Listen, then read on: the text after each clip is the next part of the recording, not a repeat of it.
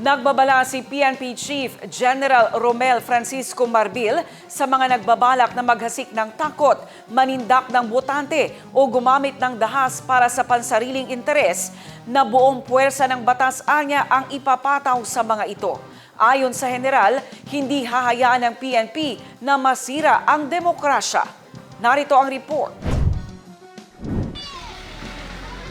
Sa pagsisimula ng local campaign period para sa May 2025 midterm elections, March 28, nagbigay ng matinding babala si PNP National Police Chief General Romel Francisco Marbil laban sa sinumang magtatangkang manggulo o manakot upang guluhin ang demokratikong proseso. Ayon sa general, buong puwersa ng batas ang ipapataw sa mga ito dahil hindi umano hahayaan ng PNP na masira ang demokrasya sa bansa. Kasabay ng pagsisimula ng kampanya, inatasan ng PNP Chief ang lahat ng regional, provincial, city at municipal police commanders na pangunahan ng pagpapanatili ng isang mapayapa, malinis at maayos na halalan. Aniya, dapat maging handa ang mga commander sa ground sa anumang banta, kumilos agad at manatiling patas.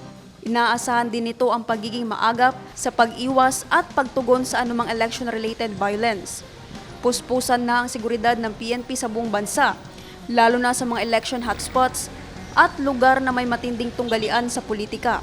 Kabilang dito ang mas pinaigting na intelligence gathering, pinalawak na presensya ng pulisya at mahigpit na koordinasyon sa Commission on Elections, Armed Forces of the Philippines at iba pang ahensya ng gobyerno. Ayon sa PNP, naglagay na ng Police Assistant Desk sa mga campaign venues at nagdagdag na rin ayon sa general ng tauhan sa mga kritikal na lugar bukod pa sa nakaantabay na Quick Reaction Forces. Nagbabala rin ang PNP Chief sa mga pulis na maaaring masangkot sa partisan politics.